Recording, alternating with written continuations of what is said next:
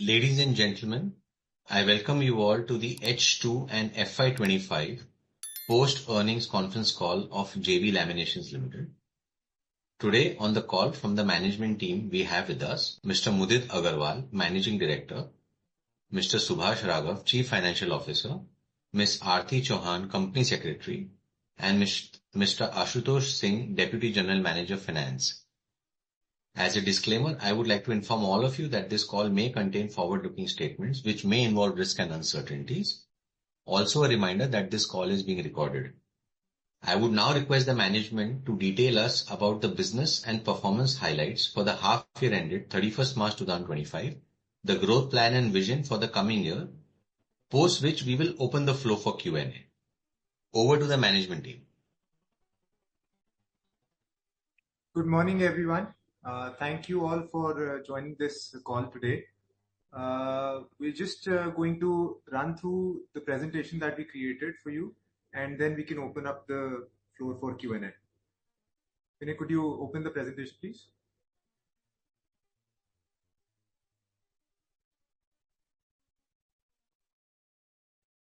I'm the Managing Director of JB Laminations Limited. We are a 36-year-old company with the production of CRGO silicate cores for power and distribution transformers.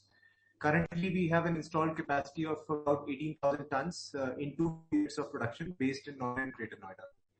Our products include the cut laminations, split coils, and assembled cores. We are approved by PGCIL for please.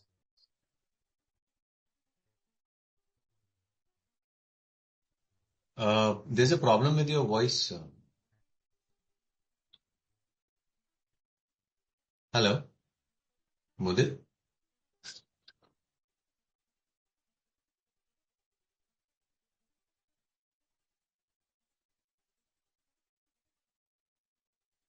The recording has stopped. Hello, Mudit. We are unable to hear you.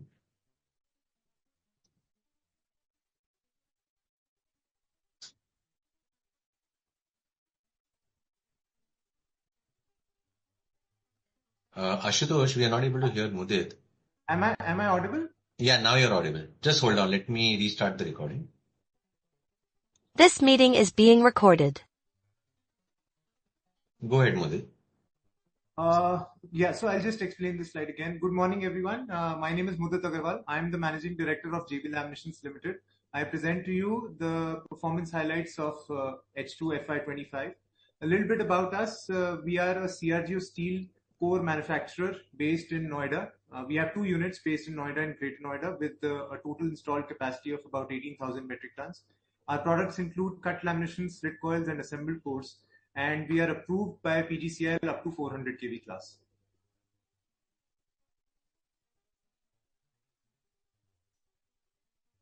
We can move further.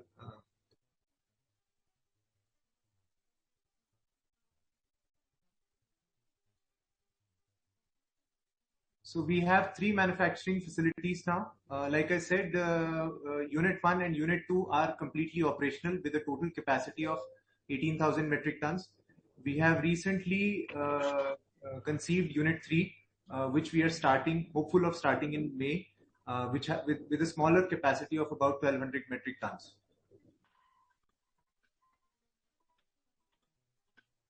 Our products, like I said, include cut laminations, split coils, and assembled cores. Split coils are produced by the first process, which is slitting. Then we produce cut laminations by the process of cutting on automatic CNC lines. It is designed as per the customer's requirements and needs. Every order is tailor-made. And then the final step is assembly, which results in assembled cores, which is a labor-intensive process. Our customer presence includes these many cities within India. Like it is visible, we have a pan-India presence. We also have presence in the export market based in US, Saudi Arabia, Oman, Nepal, Bangladesh, and Ethiopia.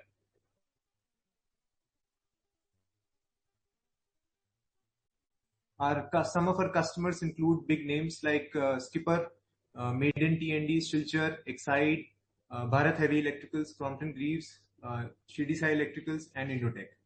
All these customers are primarily supplying to end users like Adani Power, Tata Power, then state utilities like KPTCL, PSPCL, and central utility like PowerGrid.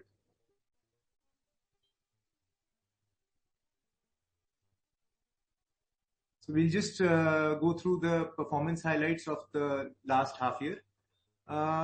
As you might all remember, we were in the process of expansion in Unit 2, which led to a capacity increase in October of 24, which we utilized from October to March, and we were able to generate bigger volumes in totality within the second half year.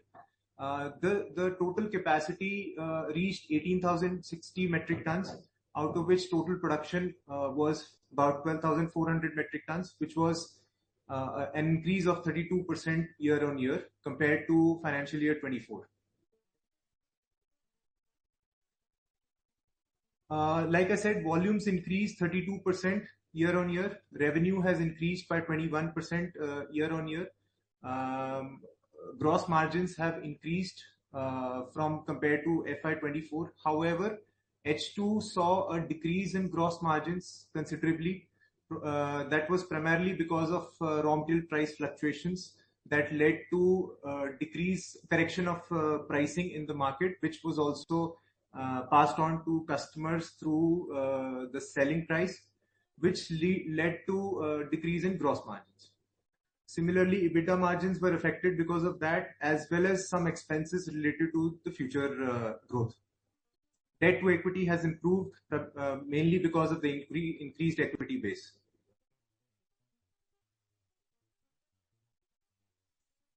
We did a brownfield expansion of Unit 2, which was timely completed in October 2024. We ramped up the facility for utilization, and we achieved the utilization of about 75% overall.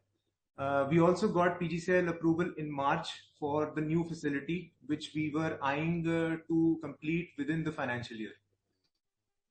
We also got another approval from REPDCL that was also based on some of the customers that supply to this end user. Additionally, we started Unit 3, which was operational in 4 months in terms of trials, and we are expecting to start commercial operations very soon.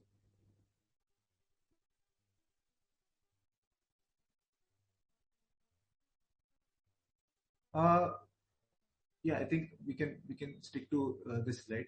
Our product mix remains pretty much steady, with cut laminations comprising of about 80%, assembled cores to the tune of 16%.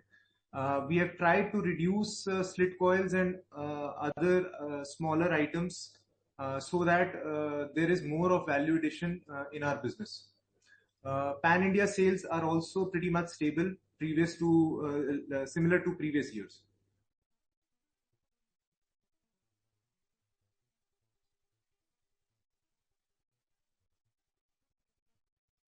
What we are actively looking at now is FY26.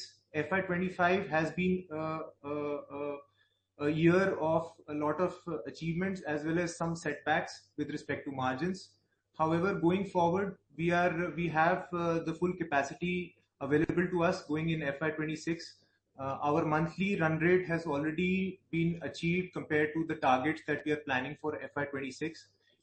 We are planning FY26 and FY27 volume growth of another 30%, similar to FY25.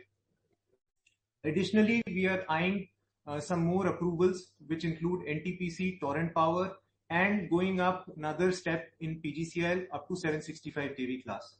Up to 400 kV class, we already have some orders. We have already received orders from for supply of core of transformers going to PGCIL that will be to the tune of 17 crores, and another 15 crores orders are under negotiation. In terms of Unit 3, we have come up with a small capacity. Further, we are also expanding in Unit 2 by some optimization, and our total installed capacity will go up to 23,340 metric tons within FY26. We have also set up a CRGO testing lab at Unit 2, which is important for us as far as power transformer or PGCIL related customers are concerned. We will be reducing our dependency on third-party testing and with the way of NABL accreditation by the end of H1 FY26. This will help us reducing reliance on third-party labs and reducing the lead times that was going for the order cycle, sales cycle. Another new initiative that we're taking is in Unit 3, that is to move up the value chain by producing core coil assemblies and some transformers, special transformers for our export customers. So we have been recently getting inquiries from export customers for core coil assemblies and transformers that we will be producing or starting in Unit 3. Thank you, everyone. I'm open to questions that you all might have. All those who wish to ask a question may use the option of raise hand and we'll invite you to ask the question. We'll take the first question from the line of Pritesh Chheda. Pritesh, you can go ahead, please.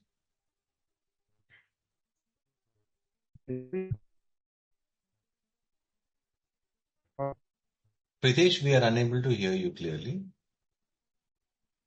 Hello. Yeah, a bit louder. Hello. Yeah. Okay. Hello. Pritesh, you aren't very clear.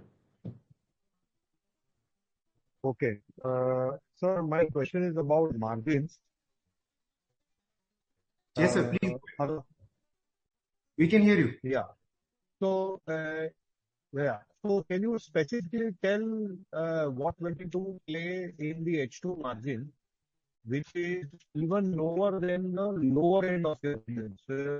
Whatever was your guidance, and it was a fairly larger range which you gave as late as in the month of March. And the margin in H2 is even lower than the lower end of the guidance. So, what went into margin number? Second, now incrementally, now since the company has a fairly large variation in margin. So, what I see is a margin of 5% number before COVID, then a peak of 15%, first half this year or just before the IPO.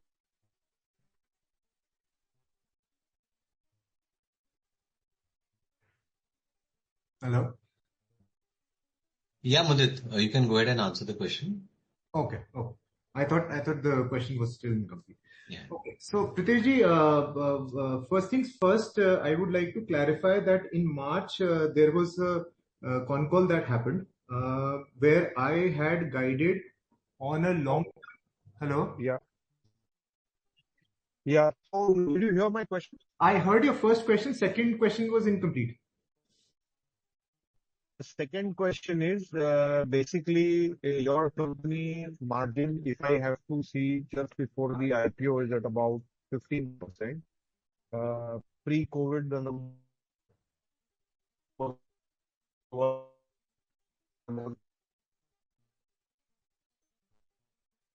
ultimately when you get towards 3,000 tons capacity utilization number. What number do you take? Because it is a big range, and so maybe you would want to highlight some thoughts there.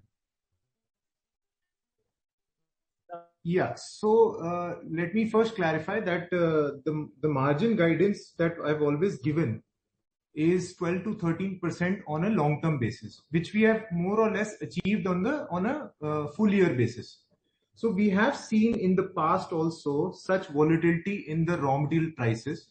However, this time it was a slightly different kind of volatility because it was based on some of the mills not getting licenses. So when these mills did not get licenses in say H1 of FY25, people like us had to buy raw material in advance, and we stocked up. So we stocked up raw material, and plus we were on a growing spree because we knew that H2 we would have to increase sales, we would have to acquire new customers. So for that, we needed raw material. If we did not do that at that time, it was a decision that we had to take.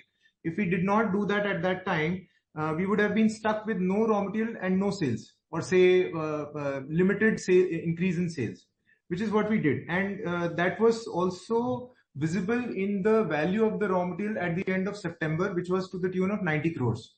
Now the raw material, all of that raw material has been consumed, which was higher price.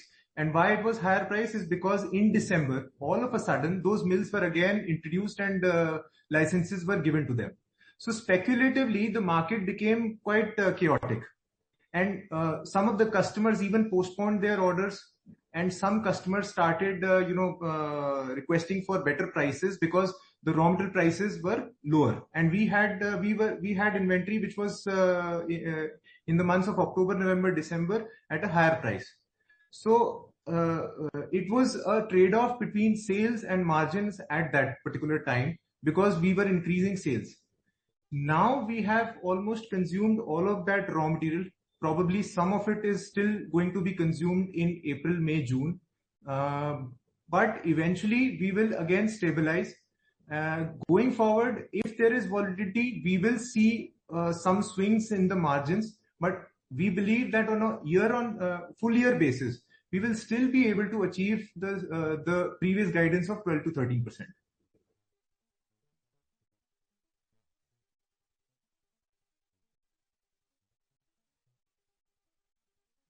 Pritesh?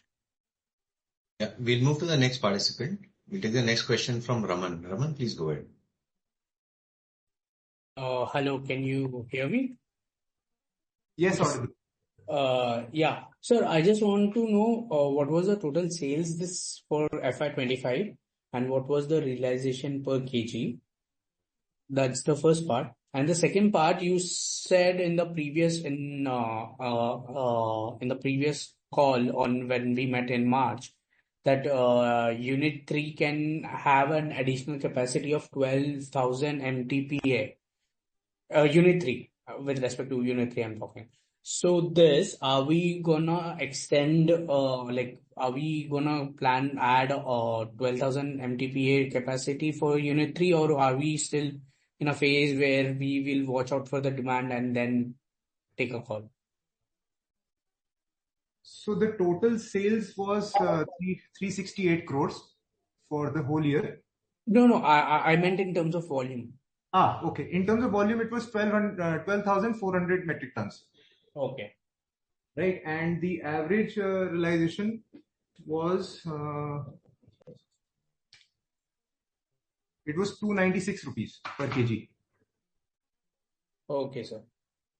And sorry, could you repeat the second question? So second question is with respect to your Unit 3 capacity. So when we met in March, you said Unit 3 can cater to 12,000 MTPA capacity. Right.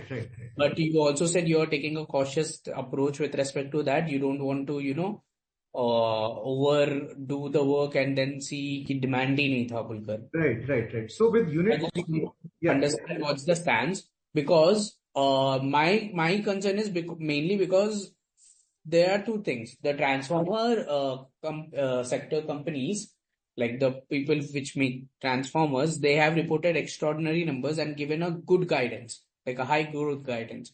So from that point of view, there is a demand. I just want to understand whether or not there is an actual demand in play for the transformers. Right. Let me answer that question in two parts.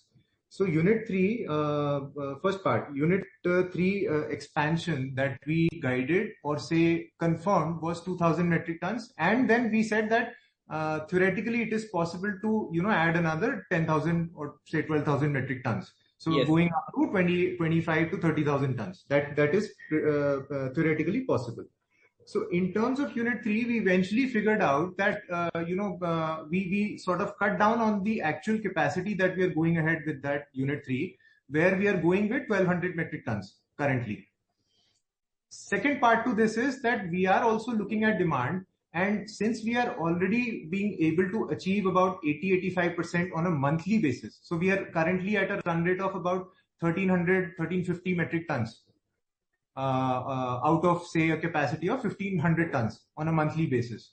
So if we are already achieving that, we are also confident of the demand.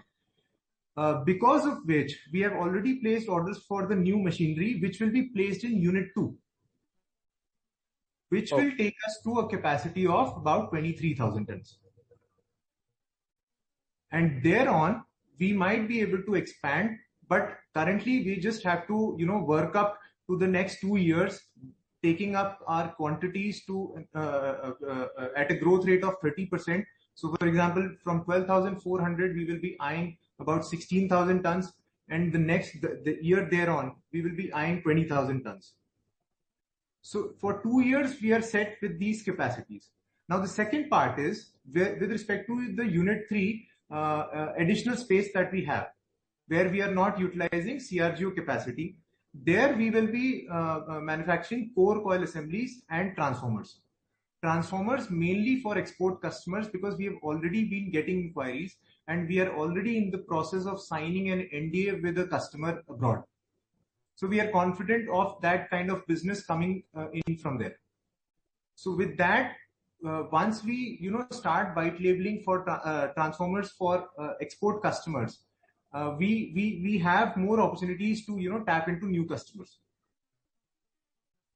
So basically, you are saying that Unit 3, you will utilize the majority of the portion to forward integrate and manufacture core coil assembly and transformers, right? Correct. Absolutely right. So can we expect any orders with respect to manufacturing of transformers in this year, or is it like a 2 years plan or a long-term plan?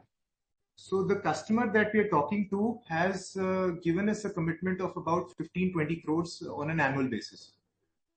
So we are expecting, say, on a conservative basis, we are expecting orders of at least 3-4 crores in this financial year, because the machineries have already, they're already being ordered, and we are hoping to set it up within the next 2-3 months. Okay, sir.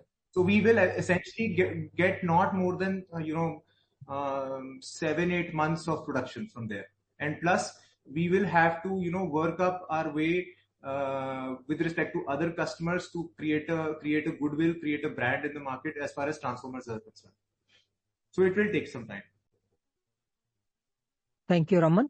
Okay, thank you, sir. Thank you. May I request the participants to restrict their questions to 2 per participants. We'll move on to the next participant, Shane De Silva. Yeah, am I audible? Yes, please. Yeah, thank you for taking my question. So, Mudit, I had first a normal bookkeeping question. So, I've seen that there has been a drastic increase in the fixed assets this year. So, did we have some older assets which were replaced, or like what exactly has happened there? I would like to know about that. And secondly, on the other expenses, I wanted to know what the other expenses consist of. Right. So fixed assets, we have put in a total capex of about 19-20 crores, which is the major part of the difference that you see in the books. Okay. Right. And the second question is other expenses. So other expenses would include all kinds of administrative expenses, all kinds of consumables, all kinds of expenses not related to employees. Okay, fine. Yeah, now my second question was on the capacity utilization. So, while you were planning for the Unit 2 expansion, the capacity util in Unit 1 and 2 were, almost optimum levels. Now, the Unit 2 capacity having come in October, I think it's been around 6 months since then. And still, if I see for Unit 2 on a blended basis, the capacity util seems to be around 60%. So I wanted to understand, like, why has the ramp up in this not taken place, and what will be the timeline for this to reach around 80 or 75% util? So I think okay. So you're talking about H2, right? Yeah. Yeah, so H2 initially October, November, December, we faced some teething issues. Orders, we had to, look out for new orders, which were in the 400 kV segment. All those kind of orders are not easy to come initially because you don't have that kind of experience. But we still did our best, and we executed 400 kV orders to the tune of about 15-20 crores. In January, February, March, we were able to expand, and we had a run rate of about 1,300 metric tons on a monthly basis of the total capacity. See, Unit 1 and Unit 2 are fungible capacities. So essentially, I have to look at it from the total utilization perspective. So out of 1,500 tons, we are already at a level of 1,300 tons. Okay, understood. And one final question. So in your presentation, you mentioned that we've added around 12 new clients in FY25. So can you like share details on who these clients are, or what sizes of orders or anything that we've received from them? So we have So the number is 12% of the total sales came from new clients. Sorry, yeah. Yeah. So essentially, we added new clients like Bharat Heavy Electricals Bhopal. So I'll just give you a small example. Till September last year, where we were present in mostly up to 220 kV class, we were doing business with Bharat Heavy Electricals Jhansi unit. But Bharat Heavy Electricals Bhopal does 400 and above. So after the new capacity was installed, we participated in tenders because we were not allowed before that to participate in the tenders. We participated in the tenders and we got orders from them. So that was a big chunk. And then there were a couple of export customers also that got added. Then there was another company by the name of ECE. ECE has 2 units. One is in Sonipat, where we are already working. Then one is in Hyderabad. The Hyderabad unit got added in H2. Besides that, there would be all small customers, mostly in distribution segment. Okay. And one final question. Thank you, Shane. May I request you to join the queue, please? Okay, sure. We'll take the next question from Surya. Surya, please go ahead.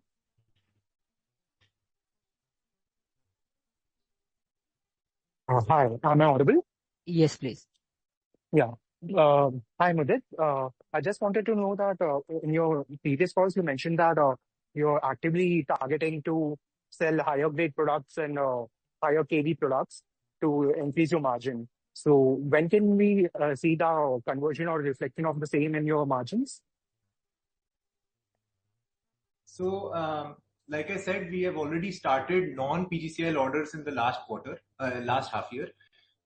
Going forward, we already have orders of PGCIL worth 17 crores and another 15 crores are lined up.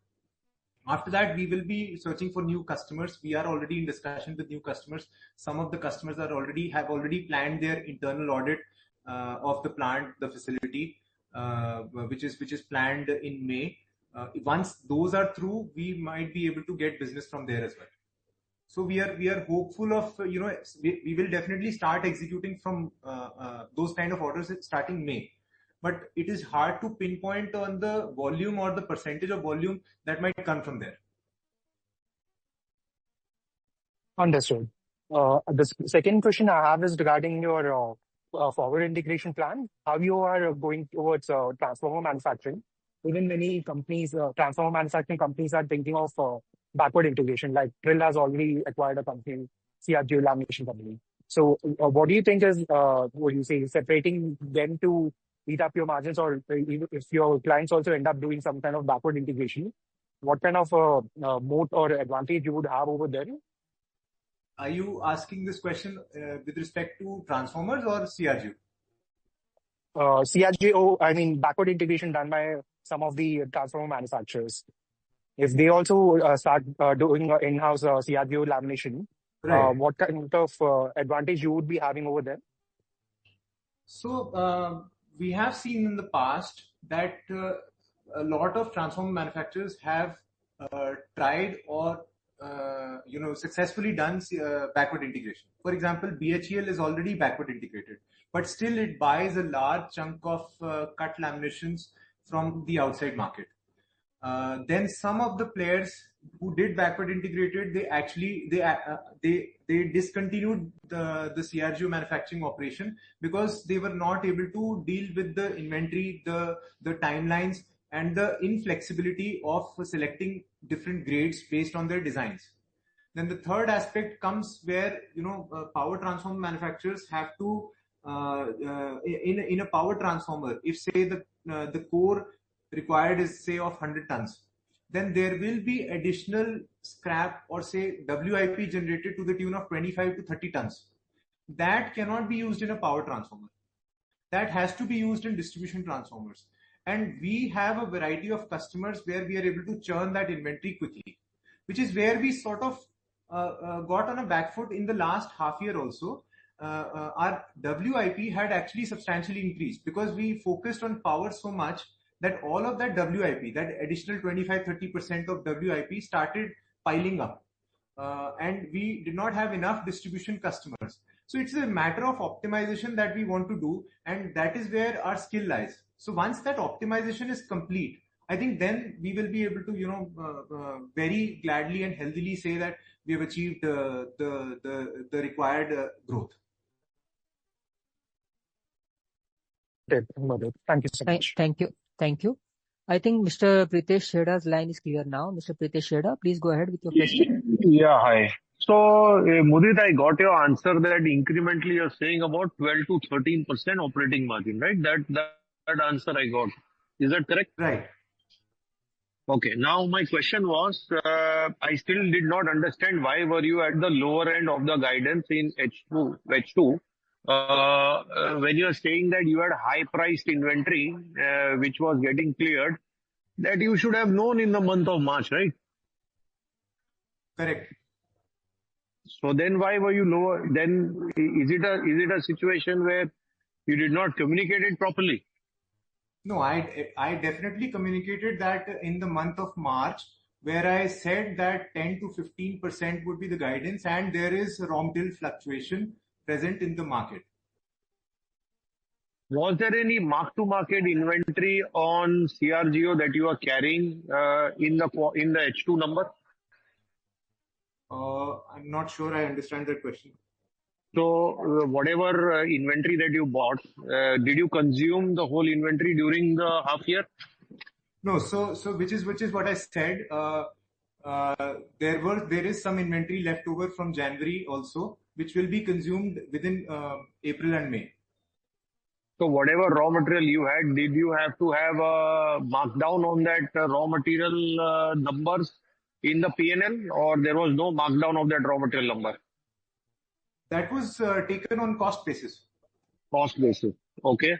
And what was the fluctuation in the CRGO price? Because what we understand, the fluctuation in CRGO price was in the first half. There was hardly any fluctuation in the second half. So my average purchase price in say starting of the year was about 190 to 200 rupees per kg. Okay. Okay. And it went up to about 255 rupees. Okay. Say in October, November. Okay. And eventually it started going down, and today it is at around 230 to 35 rupees. So there has been a big fluctuation. Okay.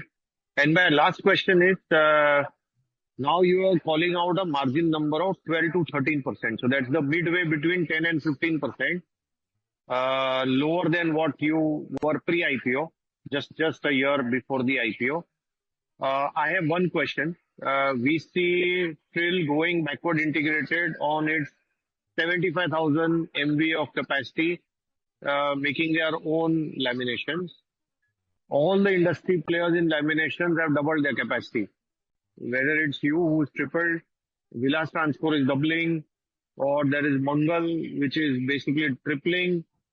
Are we entering a phase where margins actually go back to pre-COVID numbers, which were like 5-7% EBITDA margin in a very short span?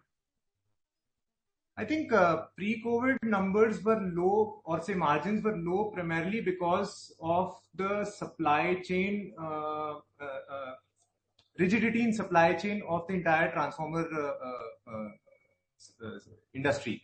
I mean, at least I can say from my own experience of say 12, 13 years that we've seen different cycles, but the margins have not affected those cycles. The cycles have not affected those margins as much as the customer demand has affected it. So the customer demand was not there. So everybody was fighting in that particular zone.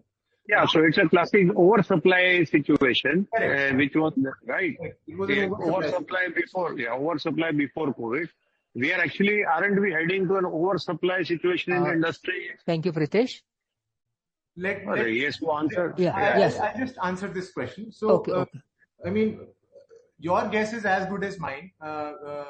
We can be going into an oversupply situation. I cannot say that for sure. On the risk of not being misquoted, I would just like to say that, you know, we are going on a stable basis.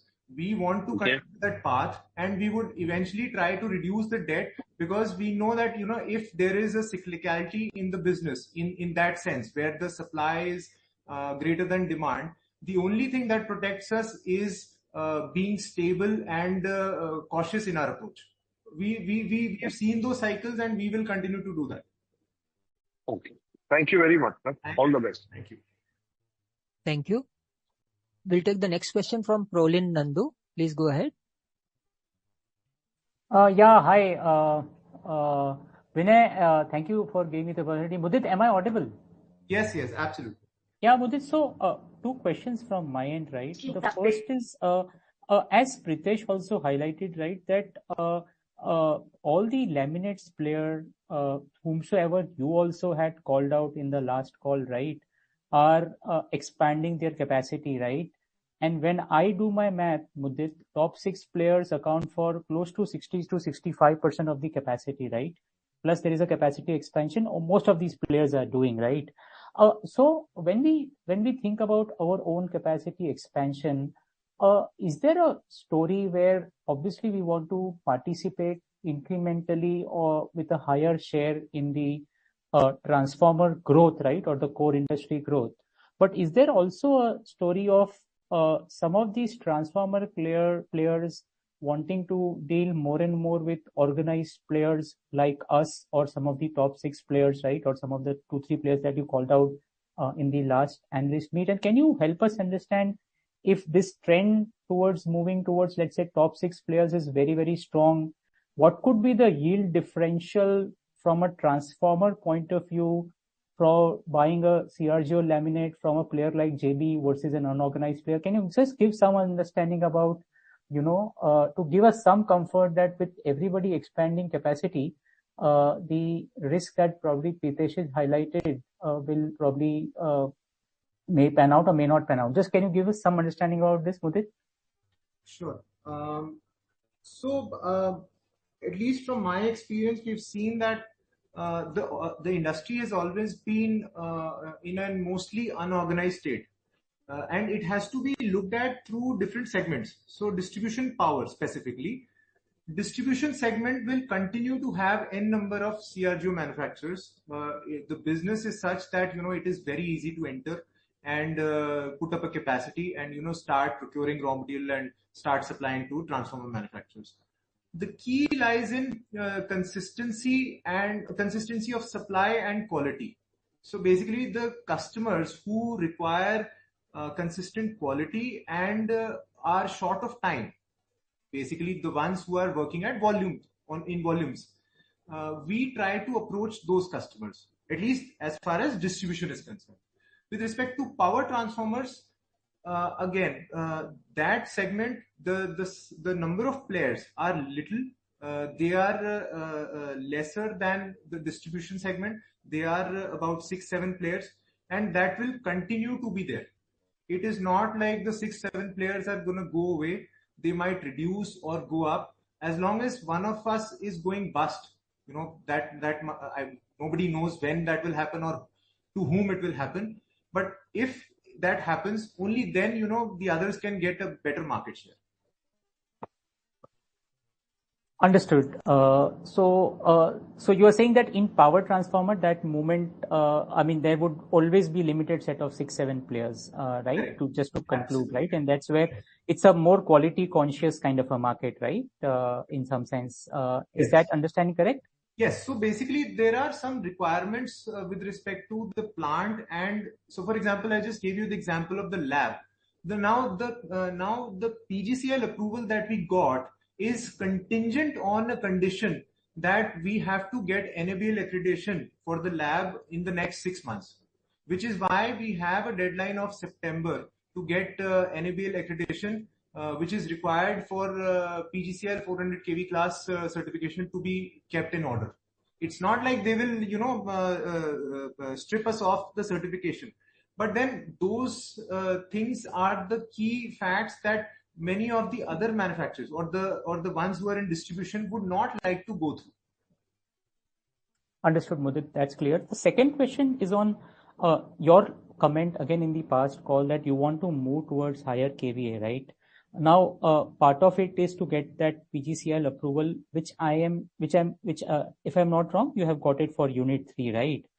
Now, how long and what was, I mean, you mentioned the lab requirement, right, as one of the requirement to get that approval. What are some of the other requirements which are there to get the PGCL approval?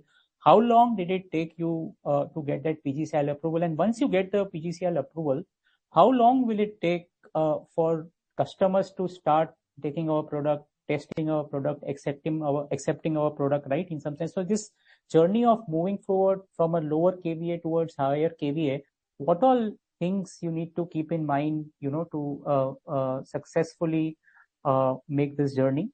Right. So we were approved in 220 kV class in Unit 1, and now we got it for Unit 2.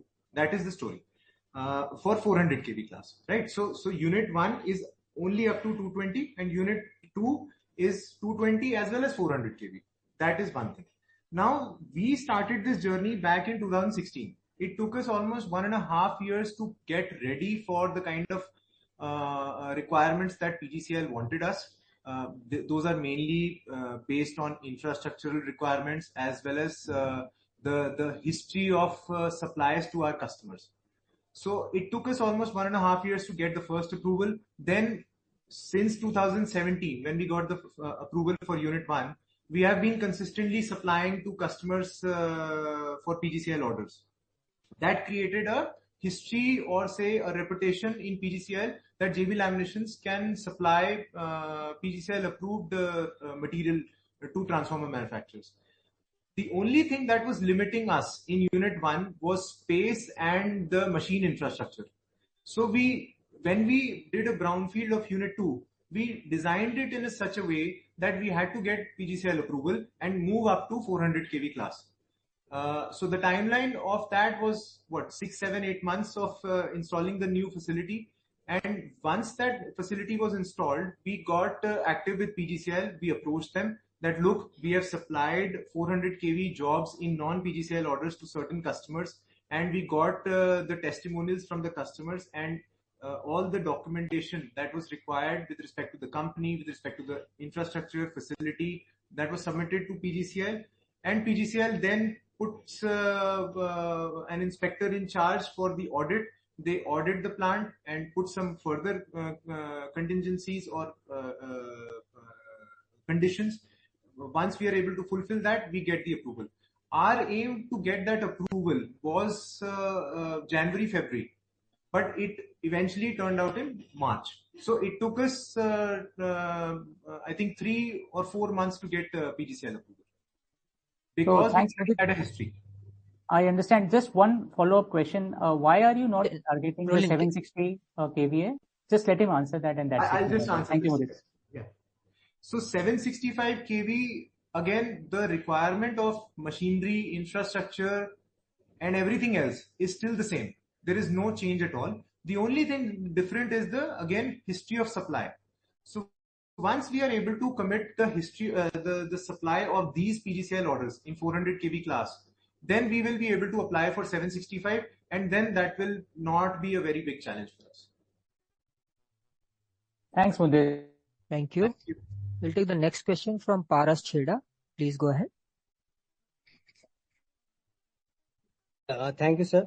Just wanted to understand, sir, if we have already now started supplying 400 kV and at some point we'll have this 765 kV also, how much incremental margin can these produce over our traditional EBITDA margins that we are currently looking at, 12% odd? Because your 12 to 14%, does that also factor in the extra margin that these higher kV classes can produce?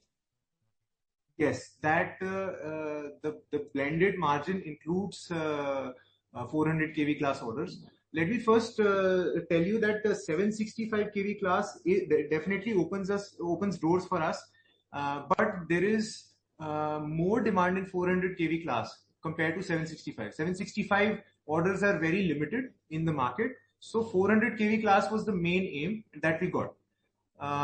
Secondly, the margins are generally, I would say in terms of percentage, it would be about 2 to 3% higher on a general basis. But there could be, difference in supply and demand gaps with respect to certain grades. For example, a certain grade is not available, and that particular grade has to be approved by PGCL also. If somebody does not have that grade, we are able to command a premium. So based on that, the margins can go up to even 3-4%. Okay. Right. And sir, just also wanted to understand how confident are you of achieving this 30% volume? And I see this inventory and receivables have also gone up sharply. So could you explain that?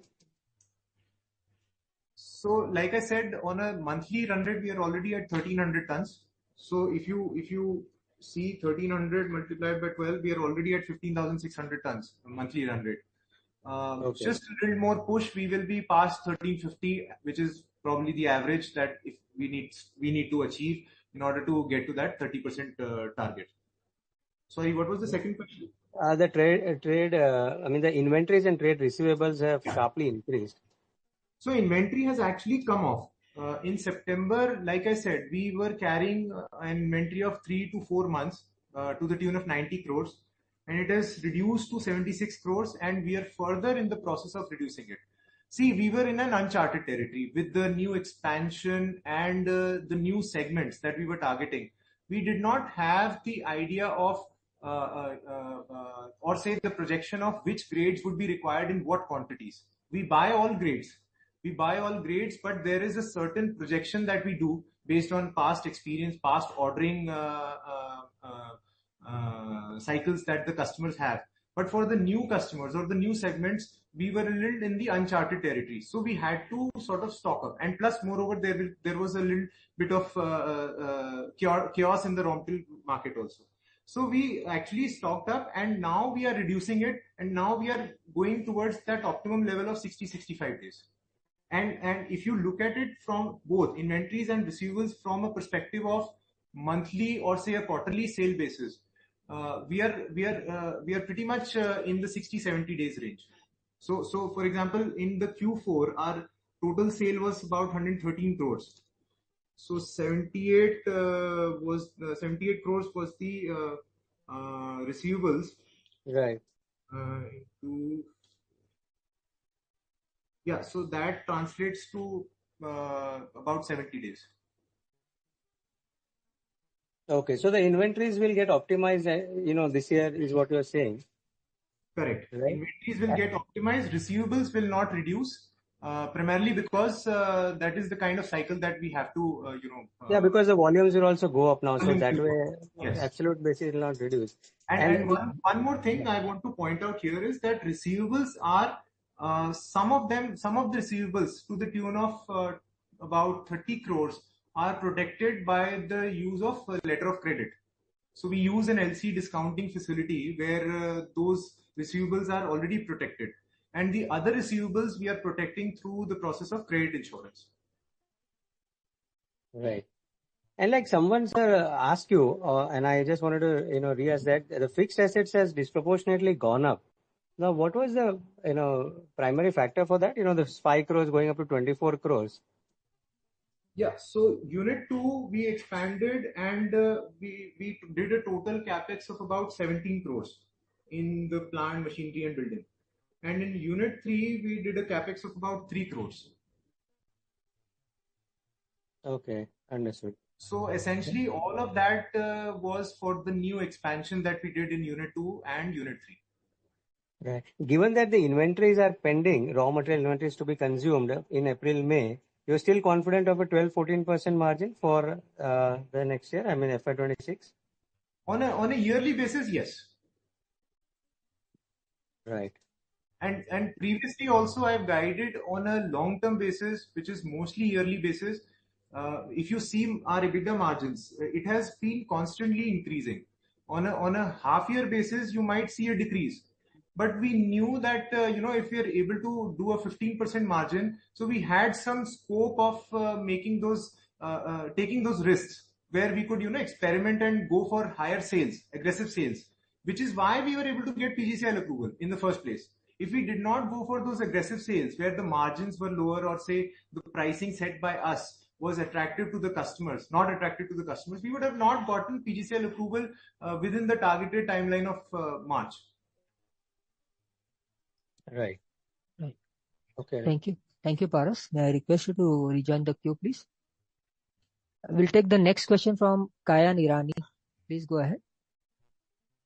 Hi, Mudit. Yeah. Mudit, can you hear me? Yeah, loud. Okay, great. So, Mudit, going from FY26 up to FY27, FY28, now that we are on this expansion phase and other industry players are also expanding, can you just guide if we can reach the capacity of around 30,000 by FY27, FY28? And if we do, what would be like the base case utilization levels and the risks to, not meet that utilization level? Well, since day one, we have always maintained that we will go for capacity expansion in a phased manner. We will not go for a sudden chunk of expansion.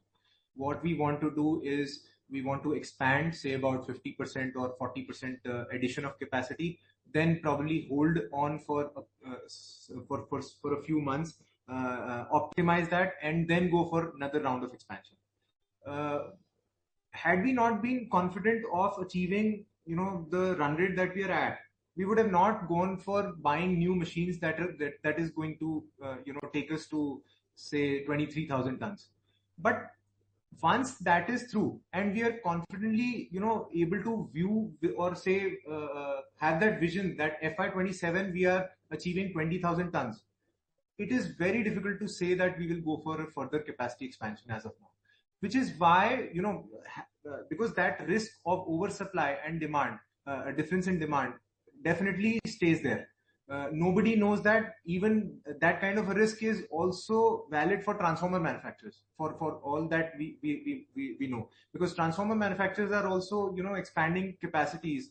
Some of them are doing 3x, 4x capacities. So eventually transformer industries might also see that kind of a slump. But what we want to do is we want to focus or diversify into export customers. Now we are exploring those kind of customers, that what is the exact demand and where we can fit in with those customers, where we can add value to those customers. We already started off by adding value to those customers with assembled cores. The second step is core coil assemblies, where the customers are already placing inquiries with us, but we don't have that facility as of yet. The third is transformers. Like I said, we already are in discussion with a customer abroad for a certain fixed stable business of transformers. Those are small transformers, completely different from the segment that we supply cores in, but the core still goes in that. So we are confident of making those transformers. And maybe if we have a portfolio of these kind of products, we'll be able to sail through any risks and problems that we might face in the future. Fair. So, but the baseline would be like around 30,000 metric tons by FY27 with a 80% because you're maintaining like a 80% utilization rate if all goes well in the market. I mean, once we start core coil assemblies and transformers in Unit 3, we won't have the space to do 30,000 tons. We won't have the space to additionally install 6,000-7,000 tons. So we would have to look for a completely new greenfield project. That's all from my side. Thank you. Thank you, Kayan. I request Mr. Saumil Shah. Please go ahead. Hi. As we are guiding for a 30% volume growth, so can we assume our revenue growth could be higher than the 30% mark, 35 to 40%? Kamalji, it's very difficult to say because the price, it all depends on the pricing, average selling price, which is why we don't want to give any guidance for the revenue. The thing that is under our control would be more like volumes. Okay. So as you said, the prices were higher in the previous quarter. So what are the current prices going on? So the average price, I think, was around 310 rupees in the last financial year. And currently it is at around average of 295 rupees. Okay. And as we are starting this 400 kV class, I mean, as you said, that 17 crore orders, in April we are going to, I think we got orders for 17 crore. And in May also we are expecting 15 crores. So on a yearly basis, what are we targeting for the 400 kV? On a yearly basis. Okay. Yes. Because that is a higher margin business, right? Correct. With all the capacities installed, we would ideally want to do about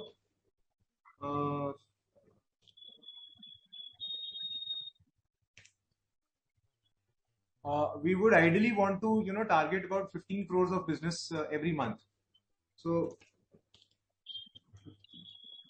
that is 180 crores a year for FY26. No, for FY26 we would be targeting about 100 crores because the new capacity that we are installing in Unit 2, that will not be active. So with the current capacity, we would be targeting about 9 to 10 crores on a monthly basis. On a monthly average. Okay. And the EBITDA margin, what we guided for FY26 is 12 to 14%. Did I heard it correctly? 12 to 13%. 12 to 13% for FY26. Right. Okay. That's it from my side. Thank you and all the best. Thank you, Saumil. We'll take the next question from Kiran. Kiran, please go ahead.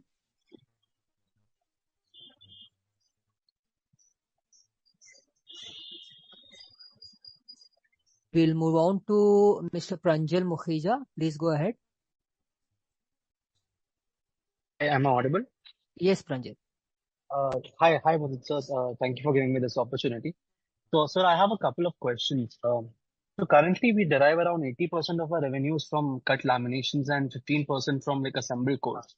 And I see from our investor deck that we're intending to sort of move much more into assembled cores and forward integrate from laminations. So like I just wanted to understand like what are the margins that we make in assembled cores? That's the first question. Secondly, I wanted to understand given whatever understanding I have of transformers, I think assembled core is one of the most critical elements of a transformer, right? I mean, that is the core. So I wanted to understand, like, why would a transformer company like outsource this main element of manufacturing a transformer to someone else? Like, I wanted to understand. That was my first question, sir. So cut lamination and assembled cores are pretty much the same thing. The only difference is that it is the next step of process in a transformer core manufacturing process. So cut laminations, once stacked and clamped together, they make the assembled core, right? And sorry about that. So once that assembled core is formed, electrical parameters of that core can be checked. That are actually important for a transformer. So transformer manufacturers, what they do, some of them manufacture their core or say assembled core in-house, and some of them actually outsource and say that, okay, you guarantee me everything with respect to the assembled core and then supply the assembled core to me. So it depends on the demand that the customers might have. When I said that assembled cores will command a premium is because of export market. Because in the export market, the assumption is that they don't have enough labor and it is a labor intensive process. And if they don't have enough labor, they would want the cores in the form of assembled cores. why the transformer manufacturers outsource such a critical process or critical component is because, like I said, many have tried backward integrating, but but CRGO has many grades. The inventory is in a lot of different forms. It has big coils, it has small coils, it has laminations, it has sheets, it has a lot of different things into it with respect to the inventory. So the inventory management and the grades that you have, the grades that you carry in raw material actually matter quite a lot, which is where some of the transformer manufacturers would ideally say, I don't want this headache. You take this headache and you manufacture this for me. And which is why when we go to the power segment, the criticality increases so much that the customer has stickiness for certain suppliers of CRG codes. Okay, so and the second question I wanted to understand, given that we're power integrating and we're also like looking to manufacture some special type of transformers. So just wanted to understand like what kind of transformers are these, and like generally, like you said, you have you have some sort of intake from a customer, like some inquiries there, and like from where is this from, sir? Which country? I would not be at the liberty of disclosing that right now. Probably give me a couple of months to get this in order. The kind of transformers that these are small transformers, again distribution transformers, but with a slightly different application. They go into household application, industrial applications, but not installed in the fields. So they might have applications in specific industries. And then this is margin accretive for us? Absolutely, yes. It is at a better margin, but the volumes might not be scalable to the nth degree. Sure, sir. Thank you. That was my question, sir. Thank you, Pranjal. We'll take the next question from Dipanshu Suman. Please go ahead. So I wanted to understand the pricing over here. So you mentioned that the current price for your end product is about 295 per kg. Average for the last year was 310. And in the same way for your raw material, you mentioned that the prices were 200, went to 250, back to 235. So are we losing on say per kg basis over here compared to say whatever price movement has happened? Are we taking some hit of say 10 to 15 rupees per kg? Yes, correct. That would be correct. And which is what happened in Jan, Feb, March. So sir, then how, like over the long term, if you say like with the capacity also expanding and all these guys and the forward guys and they are doing so much of volume growth, why are we not able to pass on the entire pricing, sir?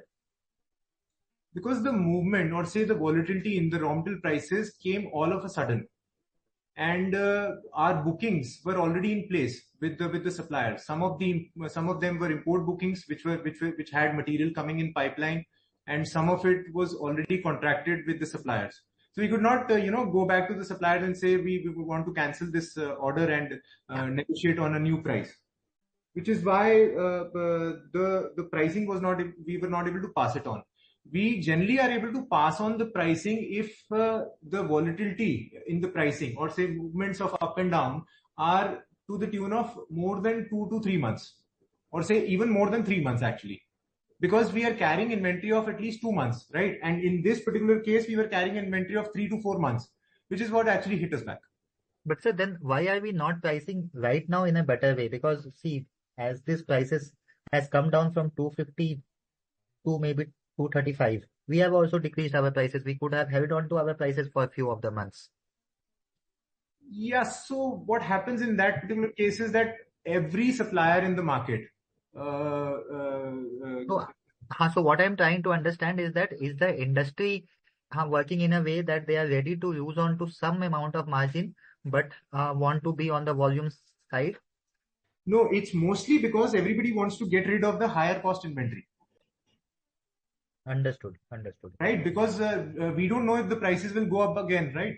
Nobody knows that. There is volatility in the market. If the prices go down, it's anybody's guess that the prices will go back or not. So any good manufacturer or say a person who wants to, do regular business with their clients would not miss out on the opportunity of losing a client. So if I say, let's say if I stick onto my margin and say this is my price, I will not budge down on it. And if I'm not able to sustain that with my existing customers, then I lose on the customer, and then the customer acquisition cost also comes in. Understood, sir. Understood. Second point, what I wanted to understand is that your monthly capacity is about 1500 tons per month. You are at 1300 tons per month. Right now, you are doing about 1300 tons per month. So why are we not aiming for, say, like the year has just started, it's just April. So why are we not thinking that we would be able to do 1500? And if the capacity comes as in FY26 and the capacity is coming, can't we exceed the 1500 ton per month target? So we'll be sitting at about 1900 tons capacity, probably by October, November, right? Yes. Till that time, we are still stuck at 1500. So in this 1500, can you manufacture only 85 to 90%, or you can go to entire 1500? I mean, we can go up to 94, 95%, depending on the size. There can be a lot of variation. So ideally, the capacity utilization is between 80 to 90%. If we go above 90%, that is and sort of like an exceptional situation. So for example, if I have a certain machine, but I have a bigger size order, a bigger transformer rating order, that would bode down well for my capacity utilization. But if I have the same machine and a smaller transformer core order comes, then the capacity utilization goes down automatically, even though I have the same tonnage of orders. Understood, sir. Third point, what I wanted to understand is that... Dipanshu, may I request you to rejoin the queue, please? There are a lot of participants waiting. Thank you. We'll take the next question from Suruchi Parmar. Please go ahead. Hi, Mudit. Am I audible? Yes. Yeah.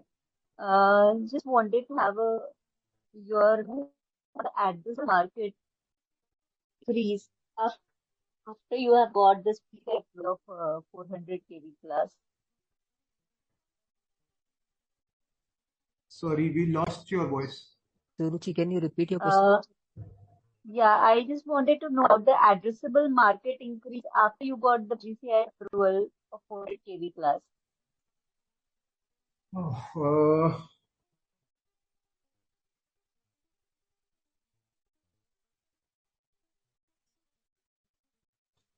So again, it's a guess, but I think it would be to the tune of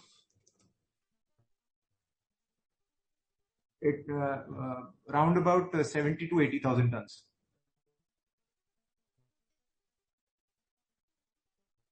Okay, yeah. And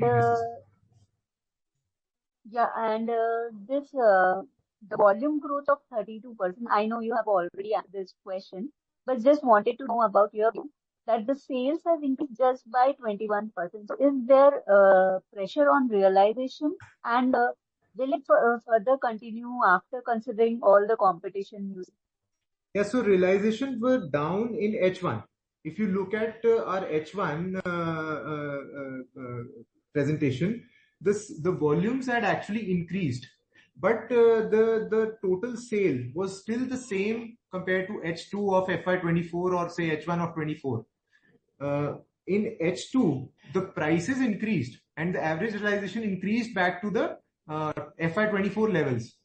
But then on a year basis, on a complete year basis, the average price sort of declined a bit. So this will further continue considering the competition you see? I really can't comment on that. There is still volatility in the market. Like I said, that the mills that we were talking about, their licenses expire very soon, and we still don't know whether they will be renewed by BIS or not. So we are still in a position where we don't know whether these mills will come back or they will vanish away. So based on that, realizations might go up or go down. However, with respect to our own margins, we will try to protect them by a better management of inventory. Now that we know what kind of orders are expected in the higher segments. Okay. Just last one. What is the EBITDA per ton was in half year was 41,000. So can you tell me the number for H2 EBITDA per ton?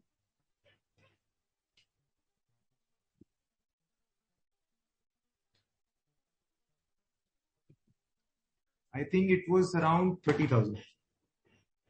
Okay. Thank you so much. Thank you. We'll take the next question from Srusti Goyal. Please go ahead. Hello. Hi, am I audible? Yes. Yes. Okay, so I have a couple of questions. So as you have mentioned that we are still not sure whether the BIS license will be renewed. So do we expect any increase in inventory, or are we planning to stock up the inventory in case the BIS license does not get renewed? So we have sufficient inventory as of now for the next 3 months. We already have bookings and pipeline is freezed.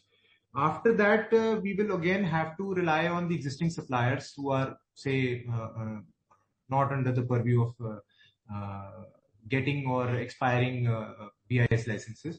So we have good relations with them. Last year also we were able to secure good quantities from the existing suppliers. So I think supply should not be a challenge. The only thing is when to buy, when to procure, and in what pricing level to procure. Okay. So my next question will be relating to our transformer segment that we are planning to venture out.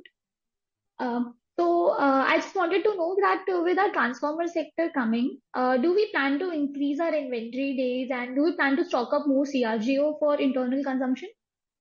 Won't be required, because the CRGO segment will still be a bigger segment. At least for the next 1 to 2 years, it will still be a much bigger segment compared to transformers.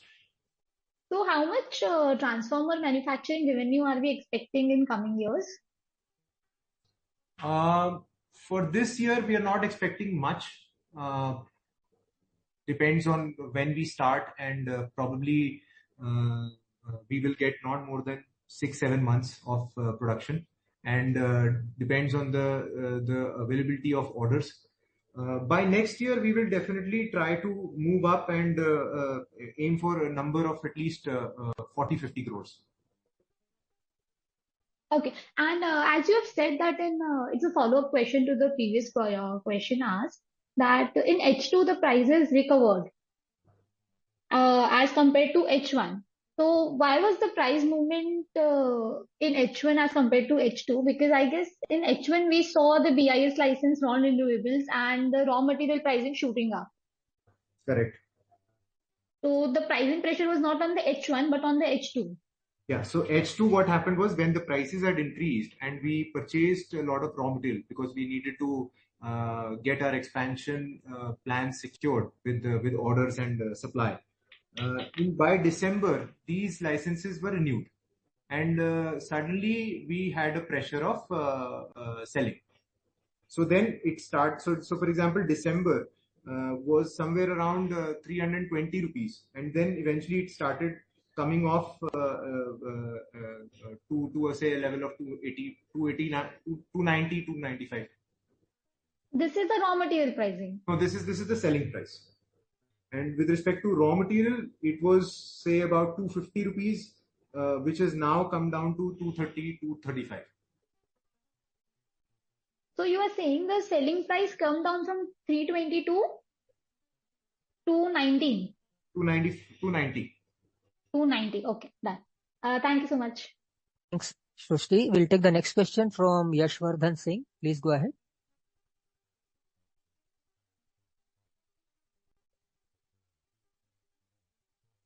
Hello. Yes, please. Yeah, am I audible? Yes. So, sir, given the cyclicity of CRGO prices, what are the margin band that you are looking internally for FY26 at a consolidated level? I mean H1 and H2 for the whole year. on an EBITDA level, we will be able to achieve 12 to 13%. That is the target. Okay. And sir, given that we also had Concall in March, so that time also we gave a very bigger range for the margins, that was 10 to 14%. So do you think that this should this should have been avoided and given the conservative guidance going forward?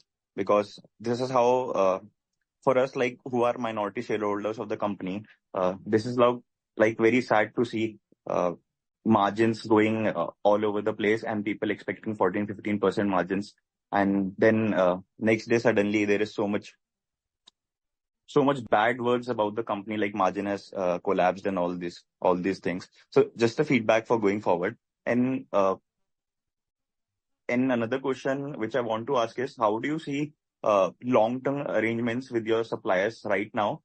Is it a fixed price contract or how do you source the material, and what was the inventory levels that we have consumed as of now from H1? I believe you guided 90 crores was our H1 inventory, and how much we have consumed and how much is currently left, and given the monthly volumes that you are in, I think 1300 is what we are right now from April.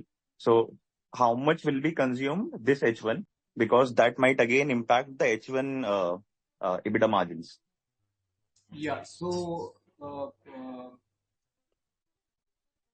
we have inventory which is high priced, which will be probably finished by April, May, and probably just the beginning of June. That is the kind of inventory, old inventory that we have, which was say on the basis of timeline of December, Jan, Feb. The suppliers that we have, we already have all suppliers working with us, or say we working with the suppliers.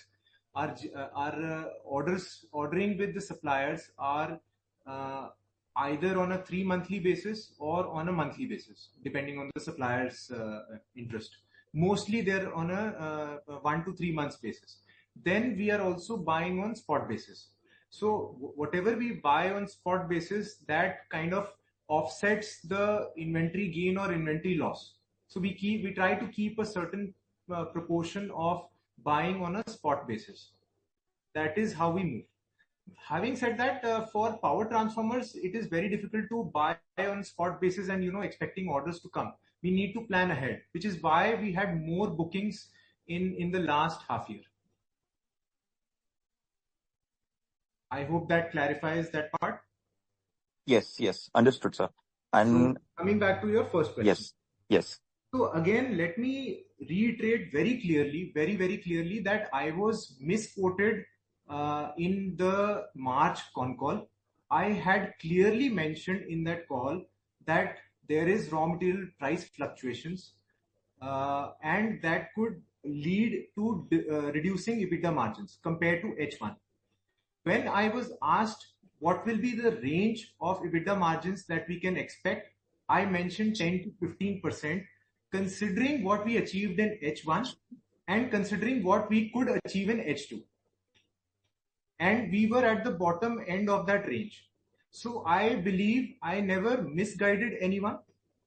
Going forward, in that call and as well as in my previous calls, I have always guided a guidance of 12 to 13%, which we achieved on a full year basis. On a full year basis, we were able to achieve that again on the lower end of that range. It was close to around 11.5 or 11.6%, but we were able to achieve that. Going forward also, we are targeting that. Let me be clear again, we are targeting that, but if the volatility continues, there could be ups and downs. Okay, so the recent policy, which has is that beneficial for you guys, the import duty on CRGO steel, and if we are going to anyways consume the inventory that we have from H1, which is the higher November, December inventory. So if we are consuming it till May, Jan, so the margins for H1 will still be the lower end of the margin profiles that we are working on, right? Again, I would not like to comment on that because again, I don't want to get misquoted on that. Okay. Your second question, there is no, are you talking about the safeguard duty? Yes. So there is no safeguard duty on CRGO steel. Okay. Okay. Okay. Thank you, sir. And all the best for the future. Thank you, Yash. We'll take the last question from Vidisha. Please go ahead. Hello, sir. I wanted to understand, is there any effect of the ongoing US-China trade war on our business? And also, do we see any effect of dumping ahead? So, will we be able to continue the demand for the products that we have? Are you talking about dumping with respect to the US-China trade war, right? Yes. Right. So, CRGO steel from China already does not go to the US because in the US there is a 30% duty before all of the tariffs.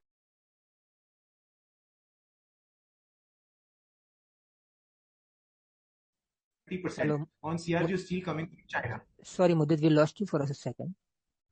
Am I audible now? Yeah, you're audible. Sorry. Yeah, I'll just explain again. So, with respect to the US-China situation, there is already a custom duty of 30% on Chinese CRGO coming into the US market, or any steel for the matter of fact. So, Chinese steel was already not existing in the US market. Going forward, with respect to customers buying from India, I don't believe, at least for our product, we don't believe that there will be a difference because we have a couple of customers in the US and we are still exporting to the US. Although those are small quantities, but we are still continuing to export and the customers still have clarity that it might not affect them too much. Okay, sir. And with respect to a question already asked, so do we see any demand slowdown? Because as said, because there might be a situation of oversupply ahead. So do we expect a continued demand ahead? Demand seems to be strong at the moment. We don't see any issues with the demand part, which is why we are quite confident of achieving the quantity target. All right, sir. Thank you so much. Thank you, Vedi. That was the last question of this conference. I now hand over to Mr. Vinay. Thank you. Mudit, would you like to give any closing comment before we end the call? Yeah, thank you everyone. Thank you for coming up for this call and taking out time. Back to you, Vinay. Thank you. That brings us to the end of today's conference call. You may all disconnect now. Thank you to all the participants and management for joining on.